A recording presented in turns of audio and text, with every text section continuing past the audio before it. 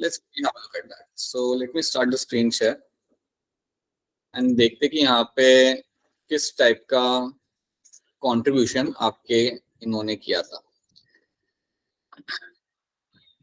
Alfred Swordmore. Let me show you the screen.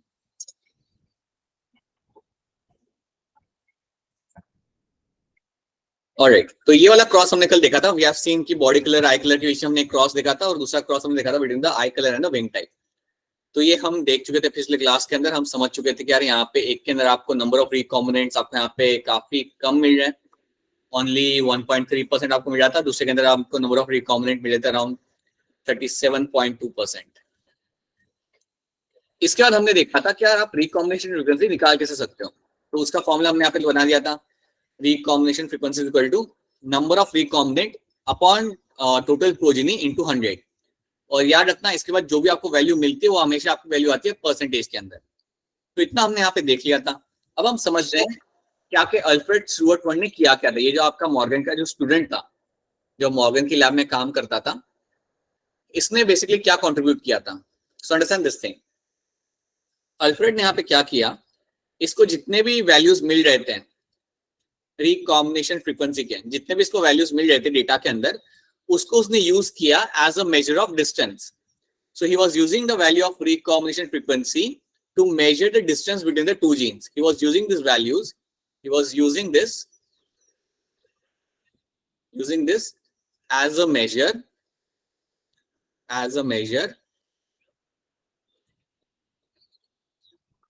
a distance between the two genes, as a measure to distance between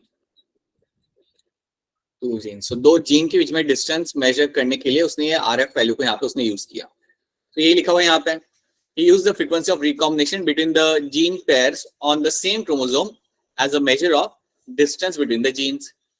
So for example, उसके हिसाब से अगर समझो RF value आपकी आ रही है, आपके दो जीन है A एंड B के बीच में, आपको अगर RF वैल्यू अगर आपको मिल रही है अराउंड 27%, ठीक है, और आपको एक और RF वैल्यू मिल रही है between the gene that is going to be between the B and C gene.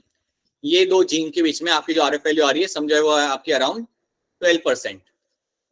तो उसका कहना ये था A एंड B जीन जो आपके यहाँ पे है वो एक दूसरे से ज्यादा दूर है compare to my B and C, क्योंकि उनकी वैल्यू यहाँ पे ज्यादा है. So that is something he said कि जो RF वैल्यू यहाँ पे ज्यादा होगी, that means the distance between those two genes will also going to be very high. On the other hand B और C जो मेरे यहाँ पे है उनके बीच में यहाँ पे जो डिस्टेंस होगा वो इतना ज्यादा यहाँ पे नहीं होगा, कंपेरेटिवली यहाँ पे कम होगा.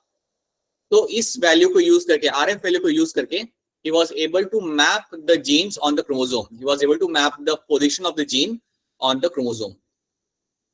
तो उसने क्या किया, जितने भी आपके जीन्स थे उनको मैप किया क्रोमोसोम्स के ऊपर using the value of RF. अब ये चीज जब उसने की, अब क्योंकि वो मॉर्गन का स्टूडेंट था और वो मॉर्गन के अंडर उसने काफी चीजें यहाँ पे सीखी थी, तो उसने क्या किया, he gave us something known as my linkage map. जैसे हम कहते हैं यहाँ पे एज अ क्रोमोसोमल मैप. अब क्रोमोसोमल मैप क्या होता है वो हम आगे समझते हैं. What is that thing is going to be seen. A chromosomal map or genetic map is a linear graphical representation of the sequence and relative distance of the various genes present on the chromosome. तो basically जब genetic map जो आपका यहाँ पे होता है वो आपको बताता क्या है, ये आपको बताता है कि आपके जीन्स जो लगे हुए हैं क्रोमोसोम के ऊपर, जो जीन्स मेरे लगे हुए हैं क्रोमोसोम्स के ऊपर, उनके बीच में यहाँ पे आपका डिस्टेंस कितना है और उनका सीक्वेंस क्या है. तो बेसिकली अगर मैं यूज कर रहा हूँ कोई जेनेटिक मैप, अगर मेरे सामने कोई होता, अगर आप मेरे सामने मुझे देते हुए एक जेनेटिक मैप, तो उसमें मुझे क्या दिखेगा, उसमें मुझे दिखेगा कि मेरे जो जीन्स लगे हुए हैं क्रोमोसोम के ऊपर, assume that this is my chromosome. तो इसमें मुझे क्या पता चलता है कि इसमें मेरे जीन्स कहाँ पे लगे हुए हैं, उनके बीच में डिस्टेंस कितना है, right. So I will get to have the distance between the genes. मुझे उनके बीच में डिस्टेंस पता चलेगा. उसके साथ साथ मुझे पता चलेगा कि उनका सीक्वेंस क्या है, उन जीन्स का मेरे यहाँ पे सीक्वेंस क्या है. तो ये होता है आपका यहाँ पे जेनेटिक मैप, और ये आपको दिया था आपका एल्फ्रेड स्टुअर्ट ने. उन्होंने ये जेनेटिक मैप आपको बना के दिया था, या इसके ऊपर लाइक ही worked on the RF values, और RF वैल्यू पे काम करके उसने बोला कि we can actually make a genetic map जहां पे आपको डिस्टेंस और सीक्वेंस आपके जीन का आपको पता लग सकता है। अब एक चीज यहाँ पे याद रखना, आपके एल्फ्रेड स्टुअर्ट वंट ने एक बड़ी इंपॉर्टेंट चीज यहाँ पे की, जितने भी आरएफ वैल्यू उसे यहाँ पे मिल रही थी, याद रखना आरएफ वैल्यू जो आपको मिलती है वो आपको मिलती है परसेंटेज के अंदर। जितनी भी आरएफ वैल्यू उसे यहाँ पे मिल रही थी उसको उसने कन्वर्ट किया एक दूसरे यूनिट के अंदर, so they were converted into the distance. So ये जितने भी वैल्यू मिल रही थी, समझो इसको आरएफ वैल्यू मिली 12%, so it was converted into your 12 map unit, 12 map unit, तो उसने उसे डिस्टेंस में कन्वर्ट कर दिया। अगर आरएफ वैल्यू आपकी आ रही है यहाँ पे 27, that means it is converted into your 27 map unit. ये चीज आपको याद रखनी है। आरएफ वैल्यू को आप डायरेक्टली कन्वर्ट कर सकते हो इनटू योर मैप यूनिट, मतलब उसको कन्वर्ट भी नहीं करना, बस आपको वहां पे यूनिट चेंज कर देना है वहां पे। अब याद रखिएगा कि यहाँ पे उसने एक तो टर्म यूज किया मैप यूनिट, और उसके अलावा उसने आपको एक और यूनिट दिया, that was called as my centimorgan, CM. CM stand for my centimorgan. अब उसने सीएम टर्म यहाँ पे यूज इसलिए किया बिकॉज अल्टीमेटली वो मॉर्गन का स्टूडेंट था, तो इसलिए उसने यहाँ पे जो यूनिट दिया हमें यहाँ पे, दैट वाज माय सेंटीमॉर्गन। तो आप इधर आप सेंटीमॉर्गन टर्म यहाँ पे यूज कर सकते हो, या फिर आप यूज करते हो term as my map unit. तो इसको हम इस तरीके से यहाँ पे देखते हैं। एक मैप यूनिट यहाँ पे क्या होता है, 1% of crossing over between the two linked genes is known as my 1 map unit और सेंटीमॉर्गन। तो अगर मैं आपके सामने एक वैल्यू देता हूं, आपके सामने मैं वैल्यू देता हूं कि आपके सामने दो जीन है एक्स एंड वाई, और इनके बीच में जो आपकी क्रॉसिंग ओवर परसेंटेज है वो है अराउंड लेट्स से 11%। आपको कई बार वो लोग क्रॉसिंग ओवर परसेंट देंगे या आपको आरएफ वैल्यू देंगे, दोनों सेम ही है, ठीक है। अगर आपका लिखा है यहाँ पे 11%, तो आप डायरेक्टली कह सकते हो, यू कैन डायरेक्टली से it is my 11 map unit, या मैं इवन कह सकता हूं इसे एज अ 11 सेंटीमॉर्गन। मैं दोनों ही टर्म यहाँ पे यूज कर सकता हूँ। अगर आपको मैं कहता हूं कि आपके यहाँ पे दो जीन है डी एन एफ, और इनके बीच में जो मुझे मिल रहा है क्रॉसिंग ओवर का परसेंटेज, वो मुझे मिल रहा है अराउंड लेट्स से 15%। तो मेरा यहाँ पे कितना मैप यूनिट बनेगा, 15 मैप यूनिट, और I can use a term like my centimorgan. कुछ भी मैं यहाँ पे टर्म यूज कर सकता हूँ, I can use a term like my centimorgan. तो एक चीज आप लोग यहाँ पे याद रखिएगा, क्वेश्चन के अंदर वो लोग आपको परसेंटेज की वैल्यू देंगे। वो लोग क्या बोलेंगे, परसेंटेज की वैल्यू देंगे, वो बोलेंगे कि that this is a recombination frequency of this particular gene. तो उसको आपको पहले कन्वर्ट करना होगा कई बार मैप यूनिट के अंदर, जो कुछ ज्यादा दिमाग वाला ज्यादा चक्कर है नहीं वो। You simply have to replace the term percentage with the map unit और सेंटीमॉर्गन। तो ये चीज आपको यहाँ पे याद रखनी है, that is one thing you have to know. अब इसके हम यहाँ पे कुछ एग्जांपल देखते हैं।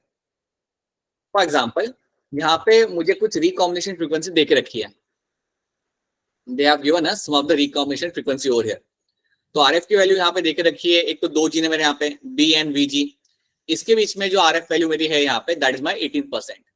तो ये इसका मैप यूनिट मेरा क्या लिखूंगा मैं यहाँ पे, 18 मैप यूनिट राइट, या 18 सेंटीमीटर, मैं कुछ भी यहाँ पे लिख सकता हूँ।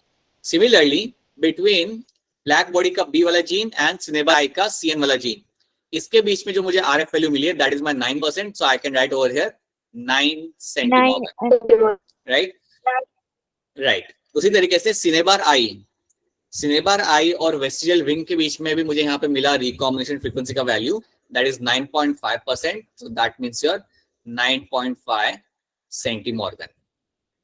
अब याद रखना, ये जो भी हम यहाँ पे लिख रहे हैं ना, ये जो भी हम यहाँ पे डिस्टेंस लिख रहे हैं राइट हैंड साइड पे ग्रीन कलर की इंक में जो हम यहाँ पे डिस्टेंस लिख रहे हैं, ये डिस्टेंस का जो आइडिया मिला था वो हमें मिला था हमारे एल्फ्रेड स्टुअर्ट वन के साथ से।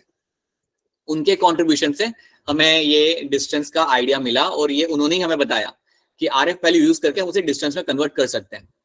अब डिस्टेंस में तो मैंने यहाँ पे कन्वर्ट कर दिया, मैं कैसे पता कर सकता हूँ कि मेरे जीन का सीक्वेंस क्या है। अभी आपके सामने देखोगे आप, तो आपके सामने 3 जीन है यहाँ पे, if you just pay attention, आपके सामने यहाँ पे 3 जीन है। एक है मेरा ब्लैक बॉडी का बी वाला जीन, राइट, एक है आपका वेस्टिजियल का वीजी वाला जीन, और तीसरा आपके सामने यहाँ पे जीन है दैट इज योर सीएन वाला gene, that is my cinnabar eye वाला, राइट। इन्होंने क्या बोला, ब्लैक बॉडी वेस्टिजियल विंग के बीच में आपका है RF value 18, black body cinnabar eye के बीच में आपका आरएफ वैल्यू है 9, और सिनेबार आई और वेस्टिजियल विंग के बीच में आपका आरएफ वैल्यू आपका यहाँ पे 9। तो इतना जब आपको लोग बता रहे हैं, क्या आप on the basis of this can you know the sequence of the gene, so that is something we have to understand. तो जब आपको एग्जाम में वो लोग ऐसी वैल्यू देंगे और वो लोग आपसे पूछेंगे कि आप मुझे बताओ what is the gene sequence, यहाँ पे जो मेरे यहाँ पे जीन है, तीनों के तीनों जीन, इनका सीक्वेंस क्या है, इनका क्रोमोसोम में अरेंजमेंट कैसा है, या इनका सीक्वेंस क्या है। अगर वो आपको ऐसा पूछते हैं तो आपको क्या करना है, सबसे पहले आप देखो कि कहाँ पे वैल्यू सबसे ज्यादा है। इन तीनों डेटा में किसका आरएफ वैल्यू सबसे ज्यादा है यहाँ पे, which RF value is the highest over here? Black body and Black body. Black body and Yeah. Vestigial wing, right, उसका आरएफ वैल्यू यहाँ पे सबसे ज्यादा है। तो आपने एक लाइन ड्रॉ करनी है और बताना है कि ये दोनों जीन तो एक दूसरे से काफी दूर खड़े हुए हैं। You will write over here, यहाँ पे मैं लिख देता हूँ मेरा एज अ स्मॉल बी, यहाँ पे लिख दूंगा मैं, और यहाँ पे लिख दूंगा मेरा यहाँ पे एज अ वीजी। सो एक पॉइंट पे मैंने लिखा यहाँ पे स्मॉल बी, एक पॉइंट पे मैंने यहाँ पे लिखा मेरा वीजी, एंड इनके बीच में जहाँ पे जो मेरा डिस्टेंस यहाँ पे बन रहा है दैट इज माई 18 सेंटीमॉर्गन, जो मैं यहाँ पे मेंशन कर देता हूँ, that is the distance between them. तो ये मेरे यहाँ पे डिस्टेंस है। अब आपको रह गया जो आखिरी जो जीन आपके यहाँ पे रह गया, that is going to be your CN वाला जीन। तो ऑब्वियसली पता चल जाता है अगर मेरे दोनों जीन यहाँ पे लगे हुए हैं, दोनों कॉर्नर में है, तो मेरा जो बीच में जो मेरा जीन आएगा दैट इज माई सीएन वाला जीन। सिंपल सी बात है, वही रह गया ना एक। जब आपको 3 जीन के अंदर करना हो ना तो आसान होता है, जब 6 जीन के अंदर करना हो तब आपको थोड़ा सोच के करना पड़ता है, ठीक है। बट 3 जीन हो तो याद रखना, आप पहले अपने 2 वो प्लेस कर दो जिनके बीच में सबसे ज्यादा डिस्टेंस है। आप पहले वो 2 जीन प्लेस कर दो जिसके बीच में सबसे ज्यादा डिस्टेंस है, एंड जो रह गया वो आपका आ जाएगा बीच में। सो CN will come in the centre, and you can also mention over here कि CN और B के बीच में आपका यहाँ पे जो RF का वैल्यू है that is going to be 9%, that means इनके बीच में जो डिस्टेंस यहाँ पे आएगा दैट इज माय 9 सेंटीमॉर्गन, और इसके बीच में यहाँ पे जो डिस्टेंस आएगा that is going to be your 9.5 centimorgan. तो ऑलमोस्ट बीच में ही है मेरा यहाँ पे। अब on the basis of that I can say, अगर आपसे कोई पूछे अब क्या सीक्वेंस क्या है, तो आपने सीक्वेंस बता दिया। सीक्वेंस मेरा यहाँ पे ये है B, CN and VG, that is the sequence of the gene on my chromosome. मेरे क्रोमोसोम पे ये सीक्वेंस मुझे देखने के लिए मिलेगा, and that is something they will ask you in the exam. ये आपको एग्जाम में काफी बार वो लोग पूछते हैं। अगर आपके पास कोई क्वेश्चन है तो आप लाइक डायरेक्ट पूछ सकते हैं, आपको अनम्यूट करने की लाइक आप लोग अनम्यूट करके पूछ सकते हैं, you don't have to raise the hand, ठीक है। So this is something you have to know. So you have B, CN and VG, ये आपको यहाँ पे सीक्वेंस है इस पर्टिकुलर जीन का। तो याद रखना, अगर आपको क्वेश्चन आता है कि बताइए जीन सीक्वेंस क्या होता है, तो याद रखना है सबसे पहले आप वो RF की वैल्यू निकालेंगे उस 2 जीन के बीच में जो सबसे ज्यादा आपकी होगी, and then you will move forward over there. तो क्या ये वाला पार्ट आपको यहाँ पे समझ आ रहा है? Is this part clear to all of you? Yes, sir. Please repeat. हाँ, रिपीट कर देता हूँ वैसे। देखो, अब रिपीट करने से अच्छा है मैं आपको एक एग्जांपल के थ्रू मैं आपको करके बताता हूँ यहाँ पे। Let me show you over here. Let's assume करो तुम कि तुम्हें मैं यहाँ पे 3 RF की वैल्यू देता हूँ। You have A and B gene के बीच में आपको यहाँ पे RF वैल्यू में यहाँ पे देता हूँ आपकी, लेट्स से यू हैव 20%, ठीक है। उसके लिए हमारे पास ये 2 वैल्यू है यहाँ पे, DNF X and Y, and you have a third one. तुम्हें वो लोग ऐसी RF की वैल्यू देंगे बिटवीन द 2 जीन्स की रिकॉम्बिनेशन फ्रीक्वेंसी की वैल्यू XY की है 11%, DF की है 15% और ABA की आपके यहाँ पे 20%। ऐसी वैल्यू वो लोग आपको दे देंगे। वैल्यू देने के बाद वो आपसे पूछेंगे कि यार आप मुझे जीन का सीक्वेंस बताओ, क्रोमोसोम पे जीन किस तरीके से वहां पे लगा हुआ है। अब आपको करना क्या है, आपको देखना है कि इन तीनों में से सबसे ज्यादा RF वैल्यू किसकी है, दैट इज माय AB। तो आप करते क्या हो, when you see this what you have to do over here, right. ये तो एक रैंडम एग्जांपल है आपका यहाँ पे, राइट। सो तुम यहाँ पे क्या करोगे, यू विल कीप द सबसे हाईएस्ट आप यहाँ पे रख दोगे आपका AB वाला, मतलब A वाला जीन मेरा एक कॉर्नर पे आप रख दो और B वाला जीन आपका यहाँ पे रख दो एक कॉर्नर के ऊपर, ठीक है। ये आपने यहाँ पे कर दिया। उसके बाद आपको करना ही है, अभी ये तो अलग अलग जीन यहाँ पे है, लेट्स से यहाँ पे मैं एक और जीन डालता हूँ, इसको हम कंसिडर नहीं करते हैं। यहाँ पे मैं डाल देता हूँ, let's say I add one more RF value between B and C। B and C में RF वैल्यू मेरी यहाँ पे है अराउंड लेट्स से 7%। ये आपको RF वैल्यू यहाँ पे मिली है, ठीक है। ये एक और एग्जांपल मैंने आप ले लिया, राइट। तो अब आप जानते हो कि RF B और C के बीच में जो आपने RF value that is my 7%, so that is my 7 map unit या 7 सेंटीमॉर्गन। A एंड B के बीच में था आपका 20 सेंटीमॉर्गन, राइट। अब B एंड C के बीच में अगर आपका 7% है तो मेरा C कहीं पे यहाँ पे आएगा, आई कैन फाइंड C मेरा कहीं पे यहाँ पे आएगा, C वाला जीन। अब C वाला जीन अगर मेरा यहाँ पे आ रहा है तो मुझे पता चलेगा मेरा सीक्वेंस यहाँ पे क्या है, I have a sequence of my A, C and B। अगर 3 जीन होते हैं ना तो 3 जीन में सीक्वेंस पता करना आसान होता है, क्योंकि अगर आपको दो पता चल जाते तो आपको मालूम कि तीसरा वाला मेरा यहाँ पे बीच में होगा। अगर आप यहाँ पे देखोगे तो सी वाला जो मेरा यहाँ पे जीन है वो मैंने रखा है बी के पास में, I have kept that near the B. अब बी के पास में मैंने उसे इसलिए रखा है क्योंकि आप देखो इसके और बी के बीच में जो डिस्टेंस है दैट इज माय 7 सेंटीमॉर्गन, ज्यादा लंबा यहाँ पे डिस्टेंस नहीं है, इसलिए मैंने उसे रखा है इसके पास में। ऑन द अदर हैंड इसका जो डिस्टेंस यहाँ पे रहेगा वो आपका बाकी करेगा, right, remaining distance will be between the A and C. So ये चीज आपको यहाँ पे समझनी है। So let's try to see this with the help of one example. इसको एक एग्जांपल लेके यहाँ पे समझते हैं, इसको आप आराम से देखो और इसे समझो पहले। अगर ये क्वेश्चन आपसे हो पा रहा है देन आपको बाकी सारी चीजें आपके हो जाएंगी। पहले आप यहाँ पे देखो, सब लोग देखो, ए एंड बी के बीच में यहाँ पे आपको इन्होंने वैल्यू देके रखी है। So that is a RF value of A and B. यहाँ पे मैं लिख देता हूँ ए एंड बी की आपके यहाँ पे आरएफ वैल्यू आपको यहाँ पे मिली है, that is my 20%। B and C की आपको वैल्यू यहाँ पे देके रखी है, बी एंड सी जो मेरे यहाँ पे जीन है उनके बीच में आपको यहाँ पे वैल्यू देके रखी है, दैट इज योर 28%। और ए एंड सी के बीच में आपको यहाँ पे वैल्यू देके रखी है, दैट इज योर 8%।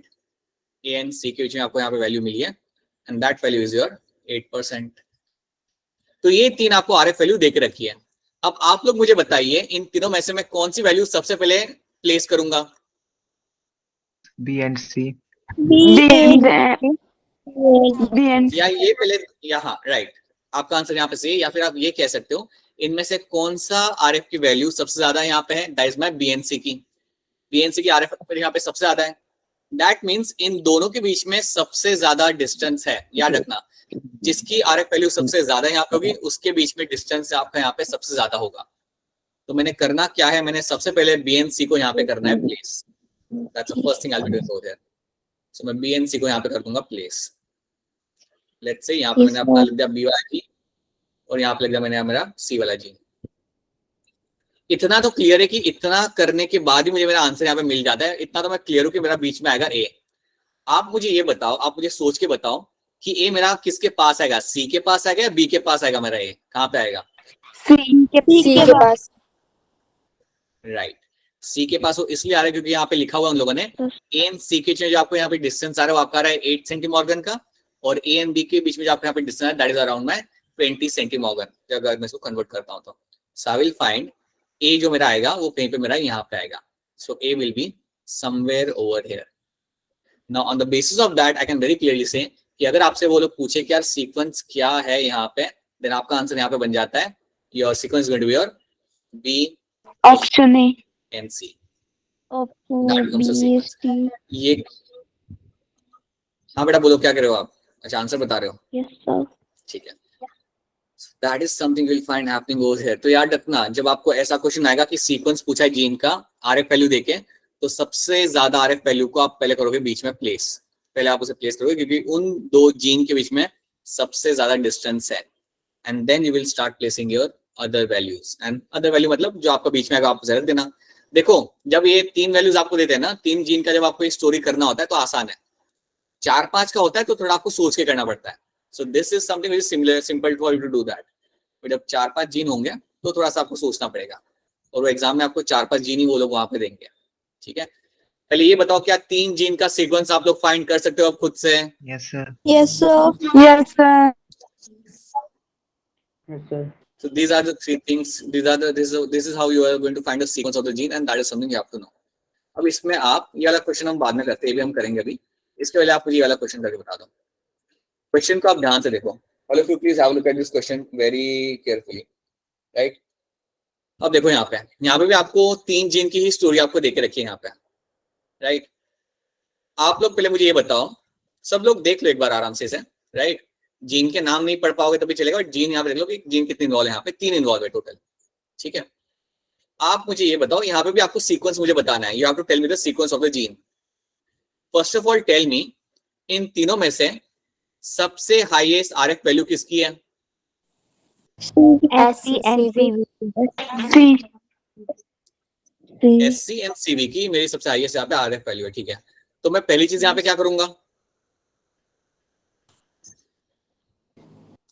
लाइन करेंगे सर ड्रॉ। ठीक है, लाइन कर दी मैंने यहाँ पे ड्रॉ, ठीक है। अब मैं क्या करूंगा यहाँ पे एस सी और सी भी लिखेंगे सर। SC मैंने एक साइड पे लिख दिया, एक साइड में लिख दिया यहाँ पे CV, राइट। अब मैंने यहाँ पे जब यहाँ पे मैं लिख रहा हूँ, सो दैट मीन्स व्हाट, इन दोनों के बीच में सबसे ज्यादा डिस्टेंस है, क्योंकि यहाँ पे वैल्यू मैंने देख रखी है, वैल्यू ऑफ 17.3% मुझे यहाँ पे देख रखा है, राइट। जैसे मैं इन दोनों को प्लेस करता हूँ, मुझे इतना तो कंफर्म हो जाता है कि मेरा जो EC होगा मेरा बीच में आएगा, that is for going to be sure. मेरा जो EC यहाँ पे आएगा, ऑब्वियसली इस वाला जीन मेरा आएगा यहाँ पे बीच में, and on the basis of that मैं कह सकता हूँ that my sequence of this gene is going to be your SC EC and CV। बस ये मेरा बन गया यहाँ पे सीक्वेंस।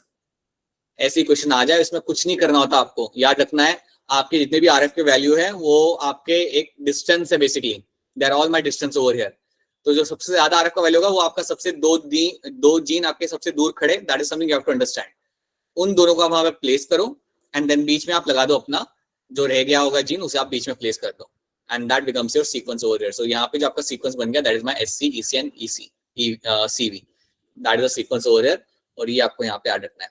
क्या ये वाला पार्ट समझ आया? Is this portion clear to all of you? Yes sir. याद रखिएगा, प्लीज मेक श्योर दैट जब भी आपको इसके ऊपर बेस्ड क्वेश्चन मिले आप उसे सही से करवाएं। Make sure you don't miss out on this, ठीक है, राइट। आंसर आप लोगों को आ गया, काफी जल्दी आपने कर लिया, बहुत बढ़िया, ठीक है।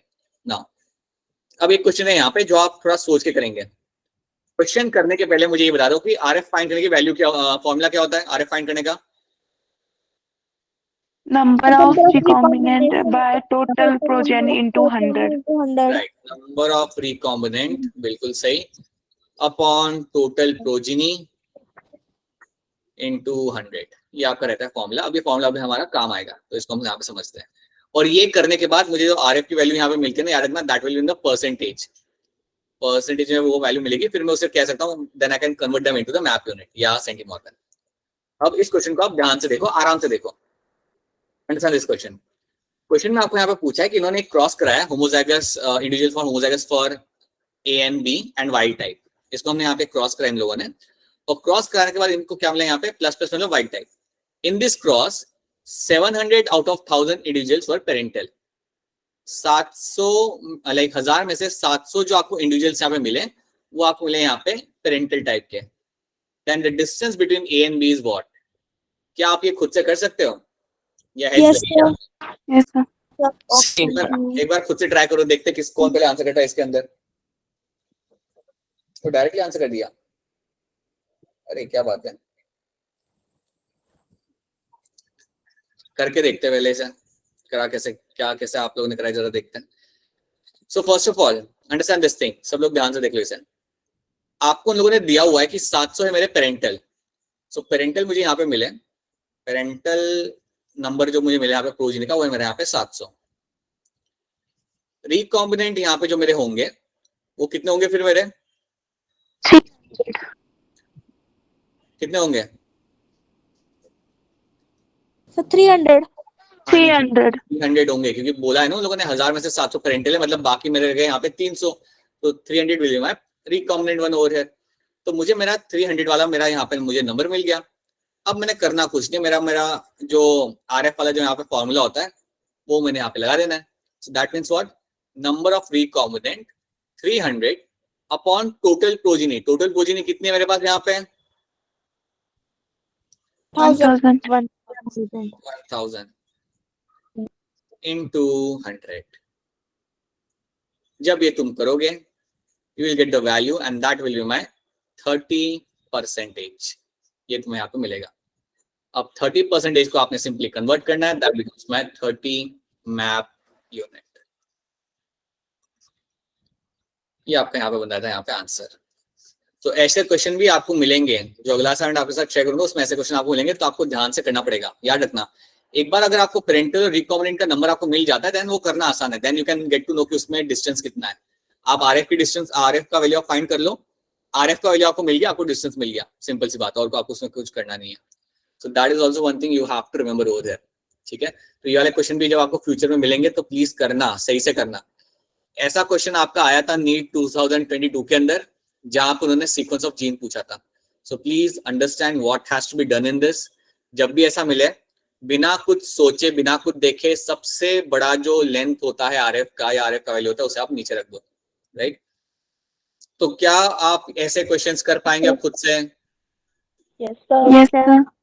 Right, okay, now let's see this thing. Let's see, अब ये वाला क्वेश्चन आपके सामने है। यहाँ पे नंबर थोड़ा ज्यादा है, 4 जीन यहाँ पे इन्वॉल्व है, right. Have a look at this question. चलिए इसमें थोड़ी हेल्प करता हूँ मैं आपकी, या आप खुद से कर सकते हो आप लोग? तो खुद से करते हैं। 2 मिनट तो कर लेंगे। सही है, बहुत बढ़िया, कॉन्फिडेंस। सर हमारी क्लास में टॉपर से टॉपर बच्चे Diksha, what Diksha, what are you saying? कितने क्यूट हंसते हैं। क्या क्यूट, कुछ भी बोल रहे हो तुम। ठीक है, चलो इसमें मैं कुछ चीजें पहले लिख देता हूँ यहाँ पे। Let me right it down, few things over here. W and Y के बीच में यहाँ पे जो यूनिट है, यहाँ पे उन्होंने RF नहीं दिया हुआ, यहाँ पे सीधे उन्होंने डिस्टेंस दिया हुआ है, is your 18। W and X is going to be your 26. Then W and Z के बीच में यहाँ पे जो डिस्टेंस आपका आ रहा है, that is your 40. इसमें क्या क्या? Oh, people have answered this. Nishant, Aryan, काजल, तानिया, तन्वी, हर्षिता, सही है, वेरी गुड। चलो देखते हैं इसे। Then you have X and Y, that is going to be distance of around like 8 units, and then you have your X and Z, that is going to be having a distance of around like 14 units. तो ये उन्होंने यहाँ पे सबके RF value या I would say सबके distance यहाँ पे देके रखे हुए हैं। तो सबसे पहले आप यहाँ पे क्या करेंगे, आप वो प्लेस करेंगे जिसके बीच में सबसे ज्यादा लेंथ है यहाँ पे, लाइक जिनके बीच में यहाँ पे आपको ज्यादा डिस्टेंस आपको मिलेगा, वो सबसे पहले आप यहाँ पे लाइन ड्रॉ करके आप उसे प्लेस करेंगे, right. So that is going to be, you will make a slightly longer line, and यहाँ पे हम प्लेस करेंगे हमारे जीन को, that is going to be your W and Z। इसको हम करेंगे पहले यहाँ पे प्लेस। काफी लोगों ने इसका सही आंसर दे चुके हैं, लेकिन सबके लिए हम ये एक बार फिर करेंगे। So you will find W and Z over here. तो ये दोनों मेरे यहाँ पे प्लेस कर दिए मैंने, राइट। अब जब मैंने ये मेरे यहाँ पे दो प्लेस कर दिए, so I have done one thing, कि जो सबसे लॉन्गेस्ट डिस्टेंस है मैंने यहाँ पे प्लेस कर दिया। अब उसके बाद आपको देखना है कि सेकंड ऑप्शन यहाँ पे कौन सा है जो लॉन्गेस्ट है, लाइक सेकंड लार्जेस्ट आपका लेंथ यहाँ पे क्या है, या सेकंड लॉन्गेस्ट लेंथ आपका यहाँ पे कौन सा है। तो इन पांचों में से सेकंड लॉन्गेस्ट लेंथ यहाँ पे किसके बीच में है? W and X. W and X. बहुत बढ़िया, W and X, right. That is going to be the second longest length over here. तो मैं क्या करूंगा यहाँ पे, लेट्स से मैं यहाँ पे अपना X डाल देता हूँ, लेट्स से मैं यहाँ पे अपना X वाला जीन लगा देता हूँ, ठीक है। अब इसके बाद 26 वाला हमने यहाँ पे इसको हमने प्लेस कर दिया, ये इसको हमने खत्म कर दिया, इसका काम हो गया। इसके बाद सेकंड लॉन्गेस्ट कौन सा सीक्वेंस है यहाँ पे, बाकी जो तीन W and Y. बिल्कुल सही, W and Y becomes my next one, right? तो W and Y आप देख सकते हो यहाँ पे, कि अगर W and X मेरे यहाँ पे 26 है एंड W and Y अगर 18 है, तो ऑब्वियसली X के लेफ्ट हैंड साइड में आएगा मेरा यहाँ पे, X जो मेरा है यहाँ पे कहीं मेरा Y आना चाहिए, क्योंकि Y और W मेरे पास पास में, so over here it has to be a Y। So Y and W मेरे यहाँ पे आ जाते हैं पास पास में, राइट। कंपैरेटिवली देखा जाए तो उस हिसाब से आप यहाँ पे प्लेस कर दोगे। अब जैसे आपने प्लेस कर दिया, आपको आपका आंसर मिल जाता है। Your answer is going to be your W, Y, X and Z। ये है आपका यहाँ पे sequence, that becomes a sequence over here, बस। और ये आंसर आप सबने यहाँ पे करा हुआ है सही से। क्या हो रहा है, तुम लोग क्या करते हो चैट के अंदर? सर जो इस संडे टेस्ट है उसका सिलेबस भेज देना कोई व्हाट्सएप पर मेरे। अच्छा ठीक है बेटा, आपका जो सिलेबस है ना Tania, I will share that with you, और do one thing, just text, drop me a random text, just drop me a text, I will share that with you, क्योंकि मुझे मेरा कमेंट नहीं पढ़ा। बायो, हाँ 2 मिनट रुक जाओ, बायो का तो मैं बता दूंगा, but you also have to know for physics and chemistry as well, क्योंकि पार्ट टेस्ट होगा ना, तो तीनों सब्जेक्ट का आएगा इसलिए, ठीक है। ये कह रही है सर आप हमें बायो पढ़ा रहे हो यार। हाँ बेटा भी क्या करें, इसमें थोड़ा सा आता है ये सब चीजें, वो हमें करनी पड़ती है, ठीक है। आगे जाके पढ़ोगे ना इवोल्यूशन, जब मैम पढ़ाएंगे तो उसमें तो एक और चीज आपको मिलेगी वहां पे, you will get something like a² plus 2ab plus b², ये भी आता है उसके अंदर, तो you get to see this also. Sir वो plus q² is equal to 1। हाँ वही, right, Hardy Weinberg equation, that is will learn in the next chapter. So that is a sequence, और ये sequence आपको यहाँ पे याद रखना है. So I am assuming that कि आप में से काफी लोग, like most of you will be able to do this kind of question अगर आपके सामने आते हैं तो. So कभी भी sequence वाले question आएंगे तो प्लीज कर लेना सही से, प्रयत्न मत करना, ठीक है. So this is something you have to know. तो यहाँ पे आपका linkage वाला part यहाँ पे आपका होता है खत्म. इतनी चीजें आपको यहाँ पे याद रखनी है. These are the few things you have to know in terms of the linkage. देखिए linkage के अंदर आप याद रखिए that linkage की जब आप बात करते हो, याद रखना it is something which means दोनों gene are present on the same chromosome, your both the genes are on the same chromosome, that is going to be linkage. अब लिंकेज में भी आपने यहाँ पे दो चीजें देखी थी. We have seen something like my incomplete linkage, और हमने इवन देखा था हमारे यहाँ पे एज अ कंप्लीट लिंकेज. ये भी टर्म हमने यहाँ पे देखा था. और प्लीज याद रखना जो हमने दो एग्जाम्पल एनसीईआरटी के हमने क्रॉस करे थे, they were the example of my incomplete linkage. इसके अंदर आपको रिकॉम्बिनेंट देखने के लिए मिल सकते हैं. इसमें आपको रिकॉम्बिनेंट मिल जाते हैं, कम मिलते हैं लेकिन मिल जाते हैं. बट इनकम्प्लीट के अलावा कंप्लीट में आपको रिकॉम्बिनेंट कभी देखने के लिए आपको नहीं मिलेंगे. So that is one thing you have to know, right. याद रखना आपके एल्फ्रेड स्टुअर्ट वॉन्ड ने कंट्रीब्यूट क्या किया था, that is also something you have to know. Please remember what is my RF value. Please also remember how to know the gene sequence. इनके ऊपर based question बनते हैं, इसलिए मैं बार बार पुश कर रहा हूँ इनके तरफ फोकस करने के लिए, राइट. एंड जब आप क्वेश्चन सॉल्व करोगे और ज्यादा, सो आपका इसके ऊपर हाथ और बैठ जाएगा. सो विल डू दैट, ठीक है. Now so that is something you have to remember over here. So यहाँ पे आपका लिंकेज वाला पार्ट खत्म होता है. And now we can start with something like your sex determination. So let's try to understand what you will get to see in your sex determination. ये चीज हम यहाँ पे समझते हैं. अब जब हम बात करते हैं सेक्स डिटर्मिनेशन की ओवरऑल सारे एनिमल किंगडम के अंदर, तो कई सारे फैक्टर्स होते हैं जिसके थ्रू आपका जेंडर डिसाइड होता है. Sometime you have the environmental factor and sometime you have the chromosomal factor. अब इसके अलावा भी कई सारे फैक्टर होते हैं जिसके थ्रू आपका सेक्स डिटरमाइन होता है, बट हमने इन दोनों के ऊपर ही फोकस करना है because these two can become a potential question for your exam. तो पहले हम देखते हैं हमारे एनवायरमेंटल फैक्टर जिनके थ्रू आपका सेक्स डिटरमाइन होता है. अब जब मैं बात कर रहा हूँ एनवायरमेंटल फैक्टर की, तो इसमें याद रखना you will have two terms over here. एक होगा यहाँ पे आपका something known as your association with the female, association with female, that's one category. और एक कैटेगरी आपकी यहाँ पे आएंगी, that is your temperature. So कई बार आपका टेम्परेचर डिसाइड करता है that आपका सेक्स क्या होगा एक पर्टिकुलर इंडिविजुअल का, या कई बार आपका आप like the individual is associated with the female or not, that determines the gender of the individual. So कई बार environmental factor determine करते हैं what is the gender of a particular species, right, of a particular individual. जब हम बात करते हैं allosomic way of sex determination की, यहाँ पे हम बेसिकली बात करेंगे हमारे सेक्स क्रोमोसोम्स की.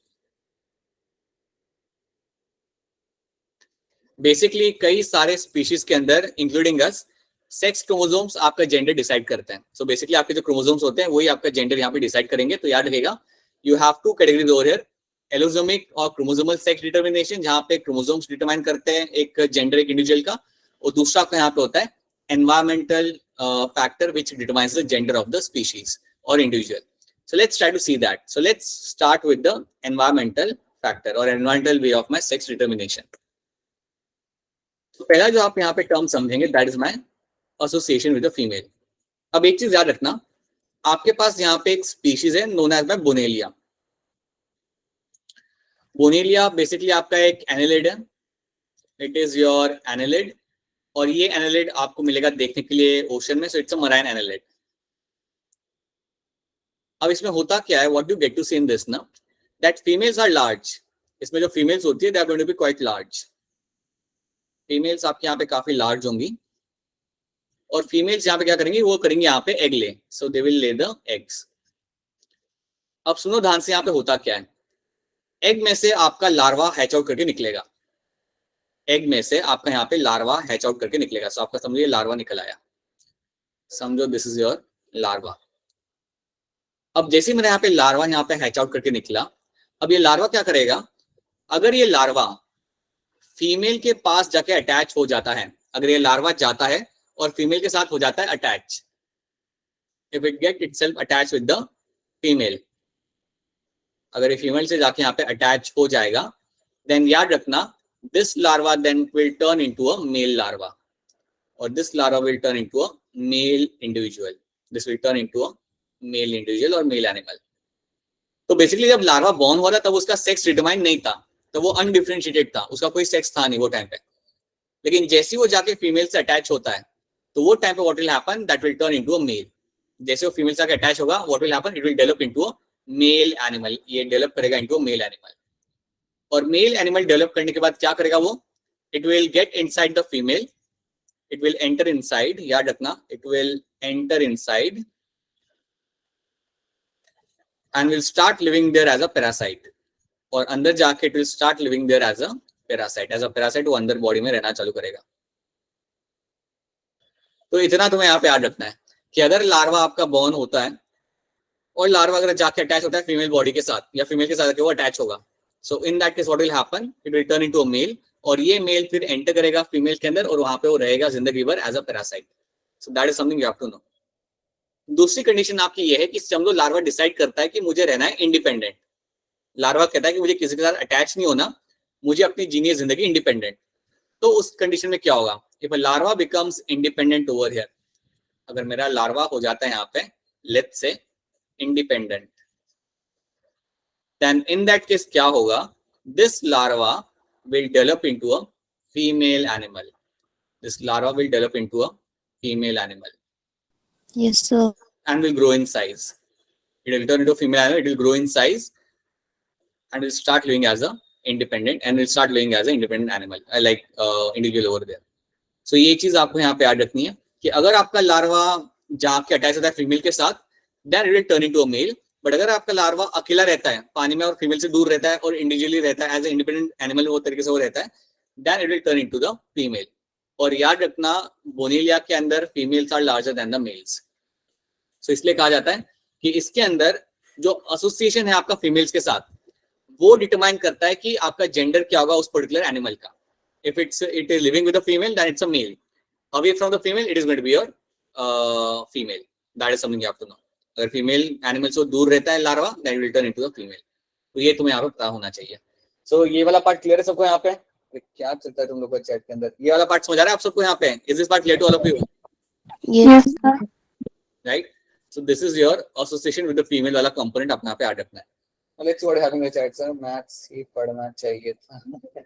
सर अब नहीं बेटा नहीं, maths से अच्छे क्या चलता है? All nothing काम का. All right. So that is something you have to remember. These are the things. Sir आप मेरे कमेंट्स पढ़ते नहीं हो ना. पढ़ाना भी है ना मुझे यहाँ पे, ये सब देखता रहूँ मैं. सर तो सर्कल वर्कशॉप है सर, इम्पोर्टेंट है. चलो चलो पढ़ो.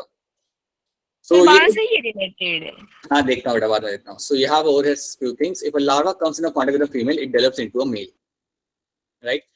Male enters inside the body and lives as a parasite. ये already मैं आपको बता चुका हूँ. Larva which does not attaches to the female lives as an independent life and develops into a larger female. Ultimately वो अकेला रहेगा as an independent female की तरह वहाँ पे रहना चालू करेगा. So these are the few things you have to know in terms of your association of female. यहाँ पे example याद रखना, that is your Bonelia. That is the example you have to know. इसके बाद अगला जो यहाँ पे आपका कैटेगरी आता है एनवायरमेंट के अंदर, that is your incubation temperature. So याद रखिएगा कि कई सारे एनिमल्स के अंदर टेम्परेचर डिटरमाइन करता है gender of that particular baby और particular offspring. So for example you have few example over here, like you will have example like your turtle and your crocodile and even your alligator. याद रखना alligator India में नहीं मिलता, वो मिलता है सिर्फ यूएस के अंदर. सो एलिगेटर क्रोकोडाइल को आप एक एक कैटेगरी में आप डाल सकते हो and you have a turtle. तो ये कुछ मेरे यहाँ पे एग्जांपल है जिनके अंदर gender of offspring is determined by the temperature. तो आप इतना तो आप जानते हो कि टर्टल और क्रोकोडाइल क्या करते हैं, बेसिकली वो आके अपना लाइक बरो करेंगे एंड उसके अंदर लोग अपने एग ले करेंगे. सो that is something they do. अब आपको यहाँ पे समझना ये है कि यहाँ पे टेम्परेचर कैसे इनके जेंडर को गवर्न करता है या कंट्रोल करता है. So when you have a temperature, ये हम बात करेंगे पहले इन terms of my turtles. In terms of turtles अगर मैं यहाँ पे बात करूं तो याद रखना, when you have a temperature of 28 degree Celsius और लेस, अगर आपका टेम्परेचर रहता है यहाँ पे आपका 28 डिग्री सेल्सियस और less, then the animal will turn into your male. Then सारे आपके जो hatchlings होंगे वो सारे के सारे आपके यहाँ पे होंगे मेल. अगर आपका टेम्परेचर रहता है यहाँ पे let's say around 33 degree Celsius or above, then in that case all the animals will turn into your females. All the eggs will hatch out into females. ये स्टोरी है आपके टर्टल्स की. और अगर आपका टेम्परेचर रहता है समझो 28 और 33 के बीच में आ रहा है, समझो 29 है या 30 है, तो वो टेम्परेचर कितना क्लोज है to 20 degree Celsius, it determines कि उसका वहां पे जेंडर क्या होगा. सो अगर समझो 29 है then it will still be a male. अगर समझो 30 है you can still find turning into a male. 31 32 है then I can find them turning into a female. So बीच में टेम्परेचर आ रहा है देन डिटरमाइन करता है कि वो टेम्परेचर रेंज कौन से रेंज के पास में है. On the basis of that you can have the either male और अ फीमेल. बट इतना याद रखना 27 28 के नीचे all hatchlings will come out as a male. 33 के ऊपर all hatchlings will come out as a female. तो ये एक आपको यहाँ पे क्लियर डिफरेंस आपको यहाँ पे याद रखना है. So that is something you find happening in my turtles. Turtles में ये आपका रहता है. This is the value which you have to remember, जिसके थ्रू आपका यहाँ पे जेंडर डिसाइड होगा टर्टल्स के अंदर. So that is one thing आपको. आफ्टर दैट सो ये हो गया आपके टर्टल्स का. The next one is going to be crocodiles. Let's say crocodiles वो है. अब crocodiles में यहाँ पे चीजें थोड़ी सी अलग हो जाती हैं. Crocodiles में होगा क्या, अगर आपका टेम्परेचर रहता है around let's say 30 degree Celsius और less, at this range all eggs will hatch out into a female. All eggs will hatch out into a female. सारे आपके जो एग होंगे वो हैच आउट करेंगे आपके फीमेल के अंदर. और अगर आपका टेम्परेचर जाता है 34 डिग्री सेल्सियस और मोर, देन आपके सारे एग्स यहाँ पे हैच आउट करेंगे into your males. All the eggs will hatch out into your males. So this is something you have to know. So 30 degree और less all will turn into female. 34 degree और more and all will turn into your males. तो ये तुम्हें यहाँ पे याद रखना है. This is one thing you have to no.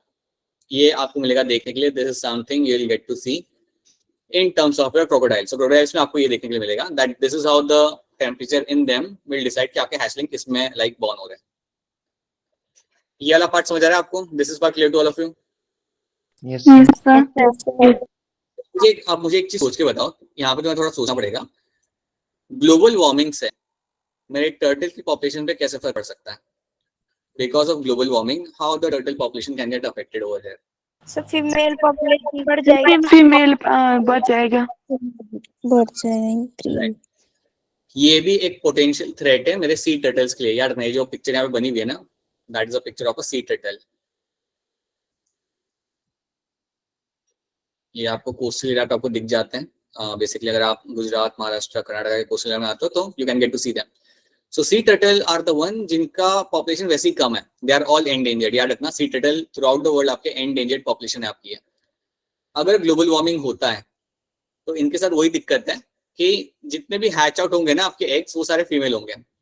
और अगर ऐसा हुआ देन प्रॉब्लम यहाँ पे ये आएगी, एक तो आपका सेक्स रेशियो यहाँ पे आपका सेम नहीं रहेगा, आपका अलग हो जाएगा. And in a matter of few years you might find that the population might go extinct. क्योंकि सिर्फ फीमेल क्या ही करेगी. Females cannot lay eggs all by themselves. They need a male over there for sexual copulation. So that's why you will get to see that this population might decline in future because of global warming. You can have an impact on that, right? इसमें एक और चीज होती है कि पता है, आप एक्चुअली अगर आप एक जू में काम कर रहे हो ना एज अ जू क्यूरेटर, तो आप अपने जू में अपने टर्टल्स या क्रोकोडाइल का जो मेल फीमेल सेक्स रेशियो है आप उसे मेंटेन कर सकते हो. आपके पास इंक्यूबेटर होता है. आप चाहते हो मुझे 4 मेल चाहिए, आप उस अंडे को रख दो अबव 34 डिग्री सेल्सियस. क्रोकोडाइल की अगर मैं बात करूँ तो अगर मुझे फीमेल चाहिए I will keep it below 30 degree Celsius. So that's you can actually maintain the sex ratio in of reptiles और mainly of my crocodile in a zoo. और वो करा भी जाता है and that is a good thing actually. But yeah so this is something I will get to see in turtles and crocodiles and alligator. सारे reptile में ऐसा नहीं होता, याद रखना. सारे रेप्टाइल में ये कंडीशन आपको देखने के लिए नहीं मिलेगी, सिर्फ इनके अंदर ही आपको देखने के लिए मिलती है. So this is something you have to know. Sir sea turtle India में कहाँ पे होते हैं? देखो सी टर्टल इंडिया में तो देखते होंगे ना, तो सारे coastal area like your Gujarat, Karnataka, Maharashtra, Tamil Nadu, ये वाला एक रेंज हो गया तुम्हारा. फिर उड़ीसा, एंड आंध्रा, आंध्रा में तो नहीं, आंध्रा में इतना पॉपुलेशन नहीं आता वहां पे एग ले करने के लिए। हाँ, उड़ीसा, तमिलनाडु, कर्नाटका, केरला, गुजरात, महाराष्ट्र, इस बेल्ट पे इसके कोस्टल एरिया में कुछ एरिया में आपको देखने के लिए मिल जाती है। That is something you will get to see them. तो इसके कंजर्वेशन के पता है क्या किया जाता है, लोग जाके इनके एग्स को कलेक्ट करके लाते हैं, लोग मतलब फॉरेस्ट डिपार्टमेंट के लोग, और फिर उसको वो लोग संभाल के रखते हैं अपने पास, एंड देन उनको हैच आउट कराते हैं, एंड देन फिर उन्हें पानी में जाकर लोग रिलीज करते हैं ताकि एग सक्सेसफुली हैच आउट हो और बेबीज पानी में रिलीज कर दी जाए। नहीं तो कई बार क्या होता है कि कई बार डॉग्स डैमेज कर देते हैं एग्स को, या लोकल लोग होते हैं वो लोग ले जाते हैं कई बार एग्स को निकाल के, इट डज हैपन। बट सबसे बड़ी अगर आपको टर्टल्स देखने हो बहुत ज्यादा अमाउंट में, जहाँ पे थाउजेंड्स के अमाउंट में टर्टल्स आते हैं एग ले करने के लिए, that has to be Orissa. कभी आप सर्च करना, उड़ीसा में एक जगह है, कोस्टल एरिया है, ऋषिकुलिया करके, Yes, sir. ऋषिकुलिया करके एक बीच है वहां पे। तो उस बीच पे you get this species of turtle जिसे हम कहते हैं ऑलिव रिडली टर्टल। तो लाइक थाउजेंड के नंबर में वो लोग आते हैं रात के टाइम यहाँ पे एग ले करने के लिए। That is one of the thing one should see actually. It is one of the best thing you can observe. So that's a place. बाकी इस कोस्टल लाइन पे भी आपको देखने के लिए मिलता है। इन गुजरात अगर आपने सुना होगा वो place like Somnath, you might have heard of that. So उसके पास का जो कोस्टल एरिया है वहाँ पे Porbandar is a place. Porbandar आपने सुना होगा, it's birth place of Mahatma Gandhi. तो उसके Yes, sir. कोस्टल एरिया पे भी, उसके बीच पे भी वहाँ पे आपको टर्टल की आपको साइटिंग होती है, एग ले करने के लिए आते हैं वो लोग। सो या you get to see eight number of locations. So that's it. India में आपको मिलेगी देखने के लिए अराउंड 4 स्पीशीज मिलती है टोटल देखने के लिए जो एग ले करने के लिए आती है इंडिया में। Alright, so that is all about my incubation temperature. And तो याद रखना आपका जो एनवायरमेंटल वाला जो आपका यहाँ पे फैक्टर है जो आपका सेक्स डिटरमाइन कर रहा है, उसमें आपको सिर्फ 2 टर्म याद रखना है, association with the female and the other was my temperature. So that is something you have to know, this is something you have to remember. Now let's start with the chromosomal. Okay, पढ़ाई पे ध्यान दो आप लोग, ये तन्वी ध्यान नहीं दे रही, रखी है इसलिए यहाँ पे ध्यान दो बेटा, यहाँ पे ध्यान दो, ठीक है। ये समझ लो यहाँ पे, फिर आपसे होमवर्क भी हो जाएगा। Okay, Yes, sir. so now let's try to understand over here one thing. You have a chromosomal sex determination. तो यहाँ पे हम बात करेंगे बेसिकली क्रोमोसोम जो आपके यहाँ पे सेक्स को डिटरमाइन करते हैं इंडिविजुअल के अंदर। याद रखिएगा, you have your drosophila and humans have one thing in common, that in both of us we have the XX XY type of sex determination. ये बात याद रखना, ड्रोसोफिला और ह्यूमन के अंदर, दोनों के अंदर आपको मिलेगा देखने के लिए XX XY type of my sex determination, ठीक है। That is something you have to remember. अब यहाँ पे होता क्या है, अब ये वाला जो स्टोरी है वो बड़ा सिंपल है क्योंकि आप सब लोग ये स्टोरी जानते हो। यू नो दैट कि आपके जो मेल इंडिविजुअल यहाँ पे होते हैं, male are going to have your autosomes plus your XY, that's the genotype they will have, autosomes plus XY। और फीमेल्स जो आपके यहाँ पे होते हैं, they will have the autosomes and your XX। अब ये वाली स्टोरी तो आप सबको बहुत अच्छे से मालूम है, that XY over here is going to be a female, XY is going to be a male। इतना याद रखो, यहाँ पे 1-2 टर्म याद रख लेना। XY कंडीशन जो होती है ना, इसको हम कहते हैं यहाँ पे heterogametic, that is your heterogametic, and X condition is going to be your homogametic, that is your homogametic. So humans के अंदर आपके जो मेल्स होते हैं they are going to be heterogametic क्योंकि उनके सेक्स क्रोमोसोम आपके दोनों अलग अलग होते हैं यहाँ पे, एंड फीमेल्स के अंदर sex chromosome going to be XX, so they are going to be same, so that's why they are going to be homogametic, वो वहां पे हो जाएंगे। और सेम चीज मैं बात करूंगा in terms of my drosophila as well. अब बस आपको जो इसमें एक चीज समझानी है जो आप ऑलरेडी जानते हो। अगर मैं बात करता हूँ मेल्स की, अगर मैं बात करता हूँ यहाँ पे मेल्स की, तो आप जानते हैं कि मेल्स आपके 2 टाइप के गैमेट्स बनाएंगे यहाँ पे, and those 2 gametes are going to be, you will have autosomes plus X and another gamete is going to be your autosome plus Y. So males आपको बनाते हैं यहाँ पे 2 टाइम के sperms, so you know that 50% sperm आपके ये होते हैं, 50% sperm आपके होते हैं, so these are my sperms over here which are been formed। अब इनको आपने फ्यूज कराना है एक के साथ, और फीमेल जो आपके यहाँ पे एक बनाएगी, फीमेल जो आपके यहाँ पे एक बनाती है, that female is going to be your having only one type of egg, that is going to be your autosome plus X। That is only one kind of egg you will find, a female will be forming. अब इतना story तो हम लोग को यहाँ पे मालूम ही था। अब यहाँ पे होता क्या, you know this very clearly that अगर एक्स वाला स्पर्म आके फ्यूज करता है एग के साथ, then that individual will turn into a female because now you have autosome plus XX। अगर आपके Y वाला स्पर्म आके फ्यूज करता है, then that individual will turn, now the zygote will turn into your male. So that is something you know. अब जो तुम्हें यहाँ पे एक चीज याद रखनी है वो ये है, पहली चीज कि आपका जो Y क्रोमोसोम आपका यहाँ पे होगा, the Y chromosome you have, याद रखना this is a very small chromosome, ये आपका बहुत ही स्मॉल क्रोमोसोम होता है। First thing, Y chromosome is going to be a very small one.